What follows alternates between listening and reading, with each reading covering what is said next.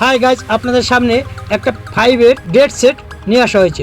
বোর্ডটা শর্ট, ফুল শর্টিং বোর্ডটা, সেটাকে রিপেয়ারিং করা হবে, সেটাই আপনাদের সামনে তুলে ধরা হলো। এবারে ফার্স্টে স্টেপ বাই স্টেপ যেতে হবে। প্রথম ব্যাটারি কানেক্টরটা চেক করে দেখতে হবে যে দুটো শর্টিং রয়েছে, মিটারের কন্টিনিউটি দিয়ে চেক করতে হবে। চেক করার পরে দেখতে হবে কোন ডায়োড বা রেজিস্ট্যান্স বা পিএফ বা কয়েল শর্টিং আছে। এবার মাপজোপ করার পর দেখা গেল যে 3-4টে পার্টস আপনার শর্টিং রয়েছে, সেগুলো রিমুভ করতে হবে, তবে আপনার সেটটা অন হয়ে যাবে। তার জন্য আপনার করতে হবে কি, বোর্ডটা প্রথমে ওপেন করে নিতে হবে। ওপেন করার পর এবার দেখুন যে ফার্স্টে একটা রেজিস্ট্যান্স মাপতে হবে। মাপার পর দেখতে হবে ওটা ওমসে শর্ট আছে নাকি আছে। এবার মাপজোপ চলছে, মাপার পর দেখা গেল এটা শর্ট আছে, এটাকে রিমুভ করতে হবে।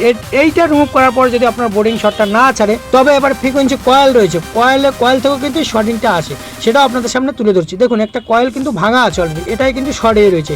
এটা এই কয়েলটা রিমুভ করার পরে এখান থেকে কিন্তু বোর্ডটা পুরো ফুল শর্টটা ছেড়ে যাবে, তবে কিন্তু আপনাদের সেটটা অন হবে। এইভাবে একের পর এক চেক করে আমি যে কোনো মার্ক করে দেখেছি, এইভাবে আপনারা প্রত্যেকটা মার্ক করে মিটার কন্টিনিউটি, এইভাবে কন্টিনিউটি করার রিমুভ করার পরেই দেখবেন আপনার সেটটা অন হয়ে যাবে।